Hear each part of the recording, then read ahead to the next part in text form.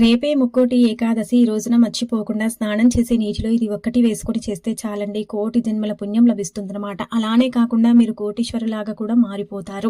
ఎందుకంటే రేపు చేసే స్నానానికి చాలా ప్రత్యేకత ఉంటుందండి. కాబట్టి ఏంటంటే గనక మీరు ఉదయాన్నే లేచి ఇంటిని వాకిలంతా కూడా శుభ్రం చేసుకోండి. అలా చేసేసుకున్న తర్వాత ఏంటంటే గనక స్నానాన్ని విధంగా ఆచరించండి. స్నానం అనేది ఏంటంటే గనక మన శరీరాన్ని శుద్ధి చేసేసి మనకు కోటి జన్మల పుణ్యాన్ని తెచ్చిపెడుతుంది. మనం తెలిసి తెలియక చేసిన తప్పులు, పాపాలు, శాపనార్థాలు, అలానే కాకుండా ఏంటంటే గనక పూర్వజన్మ కర్మలు ఇలాంటివి ఉంటూ ఉంటాయి కదండి. మనం చాలా వరకు కూడా సఫర్ అవుతూ ఉంటాం ఈ శని బాధలతో, అలానే కాకుండా ఇబ్బందులతో. అవన్నీ కూడా ఏంటంటే గనక ఈ యొక్క స్నానంతో అంటే అవన్నీ కూడా అంటే నీళ్ళల్లో కొట్టుకుని పోతాయి అనమాట. మన శరీరం శుద్ధి అయిపోతుంది, మనకు దైవానుగ్రహం కూడా కలుగుతుందన్నమాట. అందుకే రేపు ముక్కోటి ఏకాదశి చాలా చాలా శక్తివంతమైనది. ఈ ధనుర్మాసంలో వచ్చే ముక్కోటి ఏకాదశికి అత్యంత శక్తి అనేది ఉంటుందన్నమాట. కాబట్టి ఈ రోజున ఏంటంటే మీరు లేచిన తర్వాత ఇంటిని వాకిలినంతా కూడా శుభ్రం